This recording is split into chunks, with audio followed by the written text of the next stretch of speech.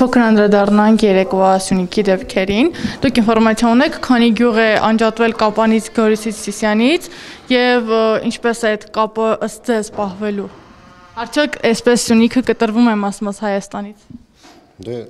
քարտեզը Սյունիք իմացող մարդիկ կամ մարդկանց համար ակնհայտ է, թե քանի գյուղ են այս պահին կիսաբլոկադայի վերածվում, կան գյուղեր, որոնք կարելի էր հասնել Կապանից 5-10-15 կամ մինչև կես ժամվա ընթացքում, իսկ հիմա դրանք ժամեր են տևելու, ակնհայտորեն Սյունիքը թուլացնելու մեր հարավային հատվածը Հայաստանի Հանրապետության էականորեն կտրելու մեծ հիմքեր են դրվում,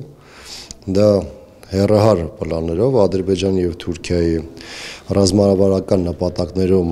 տեղ գտած կարևոր ուղղություն է, այսինքն Սյունիքի միջոցով ոչ թե Միջանցքի ճանապարհի, այլ ուղիղ Սյունիքի հաշվին, Սյունիքով ուղիղ կապ ապահովելու հարցը, դա բխում է Թուրքիայի և Ադրբեջանի ռազմավարական նպատակներից եւ այս տեսանկյունից ցանկացած գործընթաց, որը խոցելի է դարձնում Սյունիքը, ըստ էության ծառայում է այդ նույն նպատակին։ Եվ ինչ է կարծում սա արդյոք սյունեցիներից վրեժ է, քանի որ սյունեցիները արդեն որորդ անգամ համայնքներում մերժում են իշխանությանը։ Եվ ինչպես է գնահատում պարոն Փարսյանի վերընտրվումը։ Տեսեք, չեմ ցանկանում այս պահին սա որպես վրեժ որակել, սա ավելին է, քան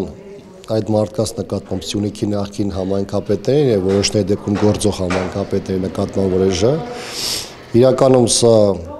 Արցախի հանձնման գործընթացի մի մասն է կազմում եւ այս պարագայում ցավալիորեն մեր կորուստները միայն այս եղածով չեն սահմանափակվելու։